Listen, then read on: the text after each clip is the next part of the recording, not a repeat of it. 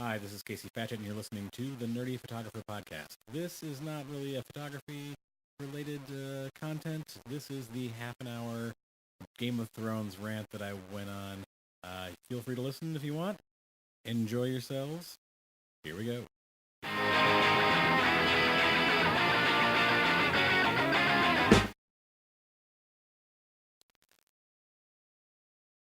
Game of Thrones and Game of Thrones and Game of Thrones and Game of Thrones and Game of Thrones, Game of Thrones, Game of Thrones, Game of Thrones, Game of Thrones, Game of Thrones, and Game of Thrones, Game of Thrones, Game of Thrones, Game of Thrones. Okay, so Game of Thrones, the TV show at least, is over. Wait, it's not TV, it's HBO. Anyway, the series ended, and all I've got to say is what the ever loving hell was going on with that show for the last couple of seasons. And I've been trying to coalesce my thoughts on this show, which have had issues since they outpaced the books after season 5, and I think I finally got a handle on things. And to be clear, spoilers ahead.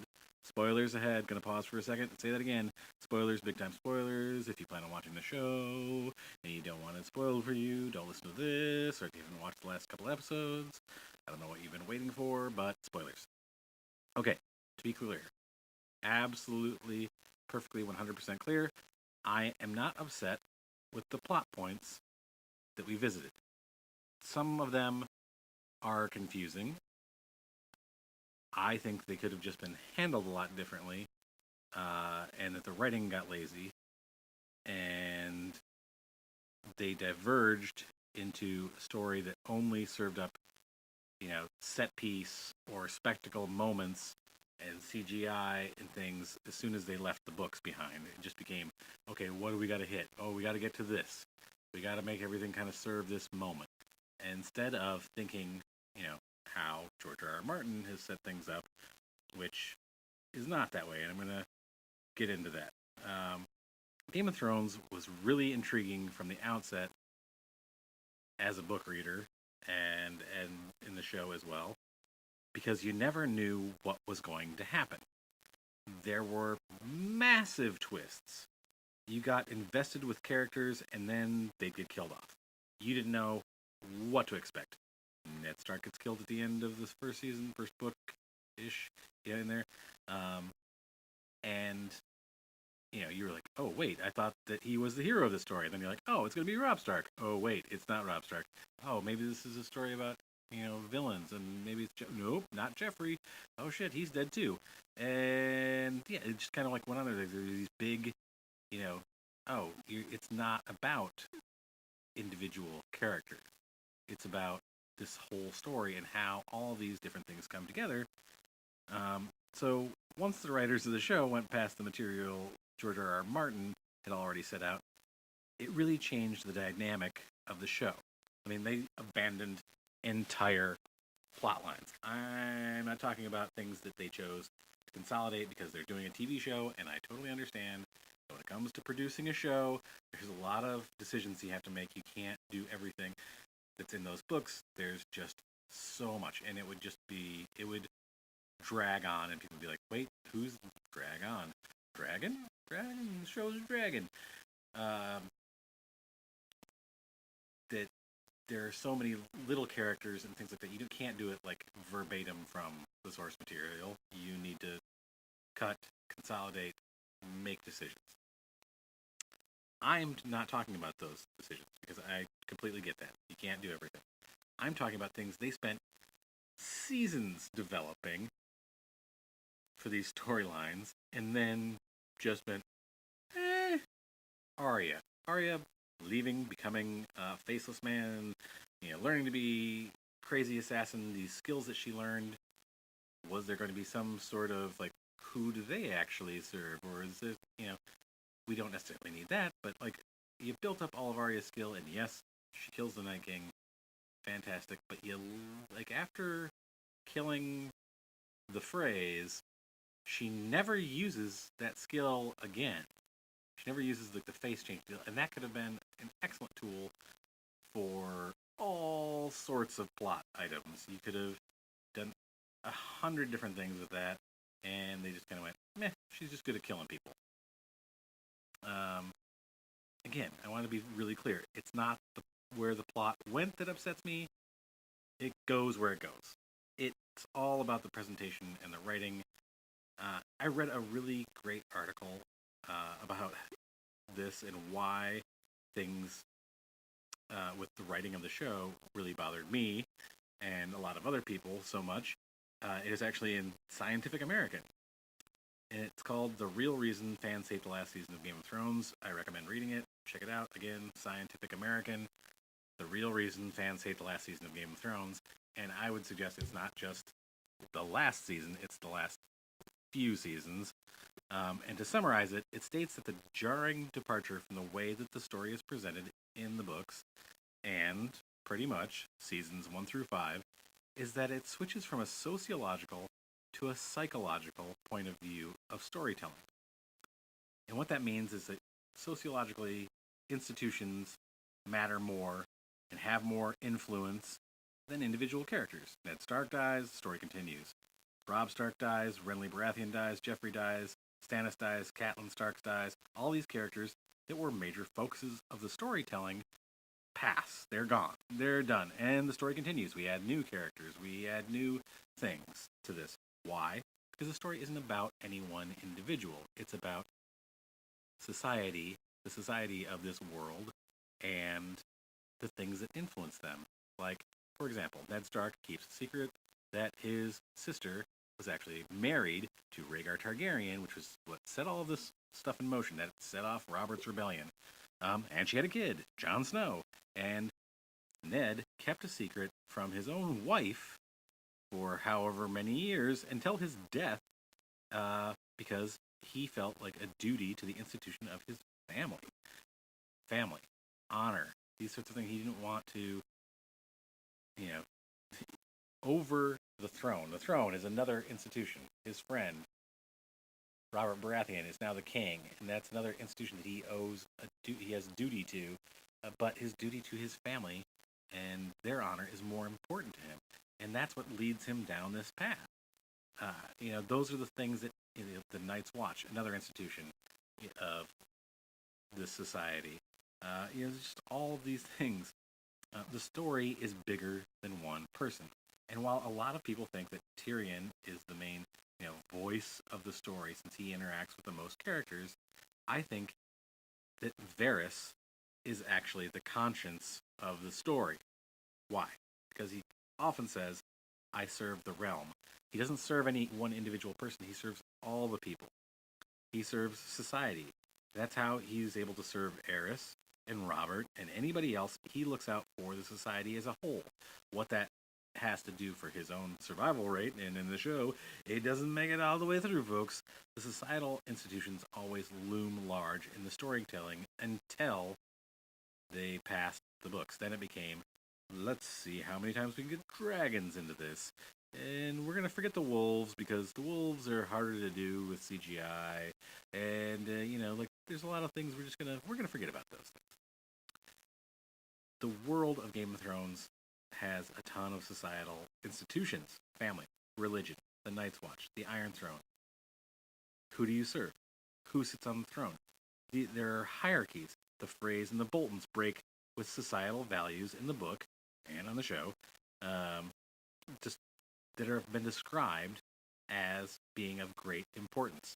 The duty of being a host, the duty of being a bannerman. They break those social contracts. And here's a huge example of something even the show had put a lot of time and effort into that they just sort of forgot in the final season. Religion. There are several religions that become a big deal in the show. The religion of the seven, like the seven, the new gods, the old gods and the new. The R'hllor, the Lord of Light, the religion that Melisandre and Thoros and some other characters that we get along the way that we never hear from again follow. And the Drowned God, that's the Iron Islands people follow, and the old gods. which apparently the White Walkers, others are in many ways connected to because they get their power from the Children of the Forest, who were connected to the old gods. Once Cersei blows up the Sept, the Grand Sept, there's no mention of the Faith of the Seven. It's just gone. Now this was a big deal. This was, there were episodes about people in the Faith of the Seven and blah blah blah. Does it just disappear from Westeros just because she blew up the Grand Sept? Nope, we just don't talk about it anymore.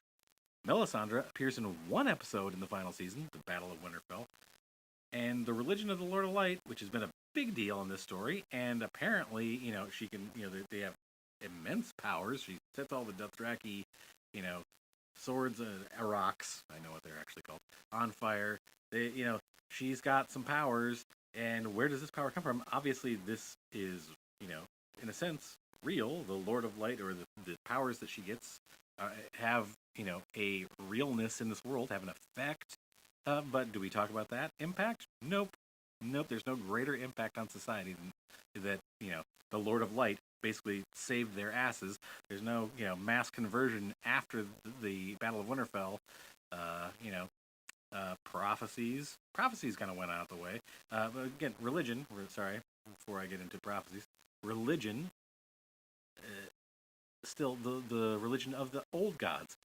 Nobody talks about the connection of the White Walkers, others from the books. They're called the others in the books. There's no discussion of the impact that this has on people. Like, well, maybe we shouldn't be following the Faith of the Seven. Obviously, we should maybe be following R'hllor or the Faith of the Old Gods, because this is something that came from, legends. This is like legendary shit that is happening. Maybe we should, reevaluate our faith, which, could lead to a lot of different things.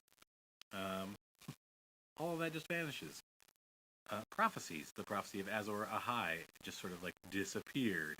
Like, we don't care about that anymore, even though it was having it was of major importance to a lot of people, especially in Essos, like all sorts of things going on there. That doesn't matter. Family. Family is a huge part of this society. Your duty to your family. No one except Littlefinger talks about Catelyn Stark after season 5. They talk about Ned, but never Cat. What about Jaime? Jaime's decision to leave Winterfell and go back to King's Landing, to go back to Cersei. Everybody's like, why? Why does he? He went on this journey.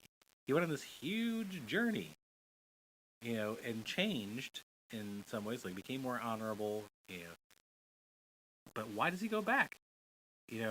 Because of family, his duty to his family. There was a societal push. He feels that his bond with his family, much like Ned Stark, and you could have made it that way. Ned Stark chose to protect his family, do his duty to his family, his sister, instead of, saving himself. And maybe that's what Jaime could have said. Like, I'm making this decision because it's my child. I have to protect my unborn child. As much as, I may hate Cersei, my child deserves better than this. There's all sorts of, reasons. Love is the death of duty. Well, it's not duty. Maybe it isn't the death of duty. Duty to something else. Duty to his sister and his unborn child. The Iron Throne, the prize. This is the prize that we've set up. It's called Game of Thrones. So many have sought after this whole story, all the machinations set in motion because of the search for power. Everybody who thinks they're the rightful heir, both the Baratheon brothers, Renly and Stannis, they both die because they think that they're the rightful heir to the throne. That like drives huge things, huge parts of the story. Who's going to be in control of the Iron Throne? Who's going to rule the Seven Kingdoms? And part of that is, Jon Snow is technically the rightful heir, as opposed to Daenerys, and there's all this stuff, and Jon Snow's parentage is a huge secret. It's a thing that Ned kept to himself for all these years. Honorable Ned thought let his wife think that he cheated on her for nearly 2 decades to protect this kid. Again, it's, these things that connect, big societal pieces Ned, kept from everybody. He knew that Robert would kill this kid if, and it would have a big impact if he didn't. There'd be turmoil, there'd be more wars. He doesn't want that. But also, there'd be a huge impact because, as I said, as Bran and Sam say in the show, Robert's rebellion was built on a lie or a misunderstanding of some sort, because Robert certainly didn't think Lyanna went willingly. But when it's revealed in season 8 to Jon and a wider circle of people find out who he really is, technically, and I gotta say, why didn't we see the reaction of his family? Because they might not be his siblings anymore, but they're still his family. Arya and Sansa and Bran. Well, Bran already knew. Bran was a dead-eyed, zombie for this season. Why didn't we see that reaction? There's so much built on that, and like the reason their dad died, and like all of these things. And it's like, Bran, you tell them, cut away, and it has very little impact on anybody other than those few characters who know. Like Daenerys knows, and she's like, oh, Sansa knows, and Sansa told. Tyrion knows, and Varys knows, and Varys is really the only one who suffers any sort of consequences because of this. And we just sort of like forget that this is a huge deal, because we become absorbed in the individual journeys as opposed to what this does to the world that they live in, that these people live in. And The Wire was a great show. Personally, if you haven't checked out The Wire, you should check it out. And it was written from a sociological point of view. Each season featured a different sociological institution, the media, unions. Characters got killed off regularly. That was how the world worked. Does that sound familiar? But when the writers of Game of Thrones passed George R.R. Martin, they switched to the typical Hollywood storytelling. We need a hero, Jon Snow and Daenerys, villains, the Night King, Cersei. Now let's even forget about how they threw away the other elements that they themselves had chosen to focus on since they started the series, like the symbolism that the White Walkers used. Never explained that. The Iron Bank, like I said, Arya's assassin training, etc., etc. Quaithe. Like, why bring these things in if you're never going to make anything out of it? The meme I'm loving is, showing like, we sort of forgot. Yeah, we just we didn't want to put more effort into it. We're going to do some condensed seasons, shortened seasons to 6 episodes instead of maybe making a 10 episode season where you could have fleshed out some of these things and made them make sense. Daenerys' turn at the end in the last few episodes there, while they did set these things up, and it's not as crazy as some people have said, like that she becomes the villain at the end and burns King's Landing and destroys everybody. While to them it seemed out of character a bit, like, or a sort of janky transition, she did like to burn people. She liked to punish. She punished the masters. She punished in Essos. She burned the Khals and Vasto Thrak. There's all sorts of things there. She did those things. She liked to kill off people who upset her. However, I would say that it was the way she turned that upset people. Yeah, she'd lost some people that were close to her recently. She'd lost Jorah. She'd lost Missandei. She'd lost her people. But that turn, it doesn't sit right. She had been used to being greeted as the conquering hero in Essos when she comes in and frees the slaves and frees all these people. What if Daenerys had conquered King's Landing, destroyed the Golden Company? And by the way, Golden Company, why did you even bring them in as the Golden Company? It's like they were doing Mad Libs, like, let's find a sellsword company here. Like, let's put the name in. The Golden Company in the books were supporters of Bastard Targaryens, the Blackfire Rebellions, and there's a whole thing of Varys and, Illyrio, Mopatis. There's this. They were the ones who brought the Golden Company in. They were supporting another, possibly fake Targaryen, to put them on the throne, and that's the whole thing. Like, why did you bring them in here? It was just a MacGuffin. It just was bad. Bad. Anyway, so what if Daenerys conquers King's Landing by just destroying the Golden Company and the Red Keep? You can still have Clegane Bowl. You can still have Arya escaping from there and just being like, ooh, all right, almost making it out. Or making it out and things being kind of crazy. But then Daenerys is there, and coming into the city, and she's not greeted as a hero because people remember her dad and remember how he, killed people. And somebody tries to kill her, much like Jorah warned. Hey, it's called foreshadowing. Jorah warned about going up the King's Road. Someone who, your father killed somebody in their family. All of a sudden, decides one well-placed crossbow bolt. They try to kill Daenerys, but they kill Missandei, and that's what breaks her. She's not greeted as, the conquering hero. She's not a liberator. These people don't support her. They don't love her. Then she really goes nuts, gets on Drogon, burns everybody. They got to pull everyone else back. But, Grey, Grey Worm, who's already been kind of, crazed, he goes nuts because Missandei dies. He thought they were going to make it out. Whatever. They go nuts. They burn and kill everybody, and that is where the turn happens. It's really snapping and going nuts. Even Drogon burning the throne in the final episode could have been a much more poignant moment if they'd bothered to make it about the institution the throne symbolizes. I'm not sure how you do that with a dragon that can't speak, but it kind of it was at one point sort of like, oh, he's destroying it because he realized this is what destroyed his mom, and then you're like, wait a second, or does he see the knife sticking out of her and he's like, oh, it was you, thing made up of daggers and swords, I will kill you. And then he just disappears. There's like, oh, what? He just flew away, that's it? Now, the writers had to choose what things to focus on. I understand that, but the things that really drove the story were the things, like I mentioned, duty. It's a big societal, push. Duty to whatever. Duty to these different things. The throne, family, the Night's Watch, things like that. And they even made a huge deal in the last episode about something that they had made a point of focusing on before, saying love is the death of duty, and it's inverse. Duty is the death of love. But the execution of it rang hollow, especially because they just send Jon Snow back to the wall, back to the Night's Watch, which serves no purpose anymore, or does it? They don't really tell us. Brand's like, well, there'll always, we'll always need a place to send people. Was that it?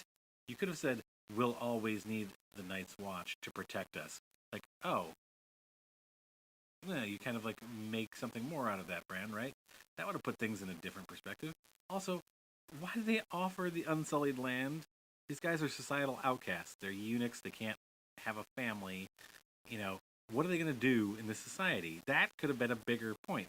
Where did the Dothraki go? They appear and disappear at the whims of the writers, apparently.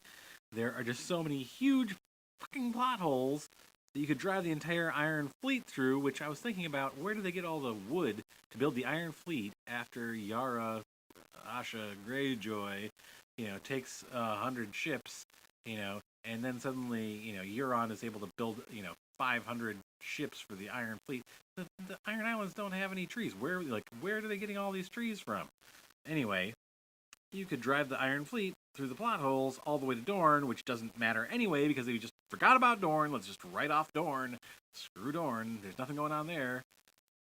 But when they switch from those point of views, again, when they switch from sociological to psychological, almost all of that character depth, and that's what people were complaining about, they took all of that character depth, the stories, the arcs that these people had been building for 5 seasons, and they just kind of went, boop, it's gone. We don't care.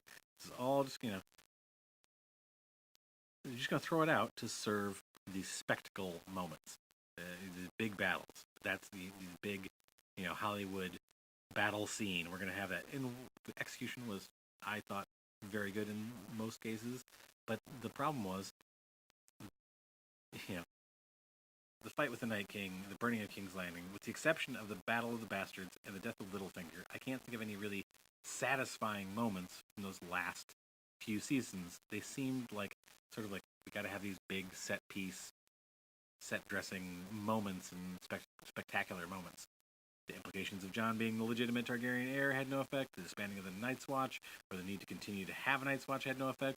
Prophecies, no effect. Religion, no effect. All these institutions that shaped the very rich and deep journeys these characters went on like duty. That's why Jaime Lannister loses a hand. That's why Jaime Lannister does all of these things. His journey, was very much based on, duty to these different things: family, being a knight, serve what you're supposed to do, protect the innocent, protect these people. Oh, and so all these institutions that shaped this rich world ceased to matter, and the Unsullied are just leaving for Noth because they're going to do what? We don't know. What are they going to do there? They're going to protect Missandei's people. Is that what's Grey Worm promised that he'd protect their people? But if they're going there, why is Jon going to the Wall? Why do we have to punish Jon? We understand that Jon was being punished just to sort of satisfy the Unsullied and get them to leave. Jon could have stayed after that, or he could have lived at Winterfell. Not like they were going to go up there and check and make sure that he went to the Wall. And again, where did the Dothraki go? Were there in the last episode? They're just aren't they supposed to go nuts when their call dies and destroy everything and die? Just die in a blaze of glory afterwards? It's just a jumbled pile of shit because they made it about all the individuals instead of what happens to this world. They made it about heroes and villains instead of people who make decisions based on the world they live in, with 1,000 different complex and compelling things happening to them. And they also, I think the problem was once they had reached the point where George R. R. Martin had finished writing, they didn't know which characters they should kill. They weren't sure. They got we're invested in these characters. Do we kill these people? Do we kill this person? Oh, well, we kind of have to kill the bad guy. We got to kill Ramsay Bolton. Fine, we'll kill him. We're going to kill him. We'll kill Bruce Bolton, too, whatever. They don't really play that much of a part. We'll get rid of them. But for your main characters, people that you cared about, that you liked, Sansa and Arya and Bran, much more. We kind of liked them more back before the last few seasons. And Jon and Dany and Jorah and Tyrion and Jaime and Cersei and Brienne and Pod and Tormund and the Hound and all these people that you thought that you might lose somebody, and then they kind of waited until the last couple episodes to start killing people off, until the last few episodes to start really send them into the meat grinder. I felt like that's part of what, like I said before, made the stories interesting. Was you didn't know who to care for, or you don't get invested in people because there's all sorts of things that can happen. It's like real life. They stopped killing people off because they were afraid they'd lose viewers. And the problem is, while they got a huge audience, they alienated those fans because they didn't have the balls to execute those characters ruthlessly, which is what got people into it in the first place. And that's my 2 cents on Game of Thrones. Have any feelings, thoughts on that? Comments? Leave comments. Tell me about it. Yeah. And hold on, and we'll sign off. To my Game of Thrones rant. That wasn't exactly photography stuff, but I hope you enjoyed it. If there are other nerd-related topics, comic books, movies, things you'd like to talk about, I would also suggest that I'm going to get into suggesting things that I'm listening to, watching, reading at the ends of episodes. I hope you will stick around for those things after the main content is done.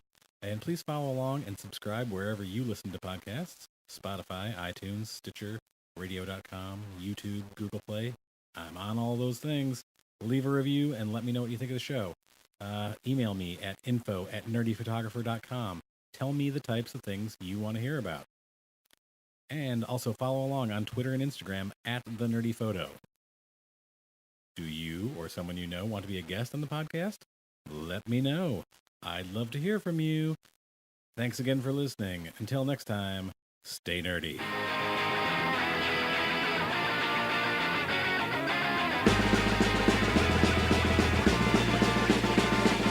Who's that coming back to town? You better start listening. Who's your heart been beating about? You better listen.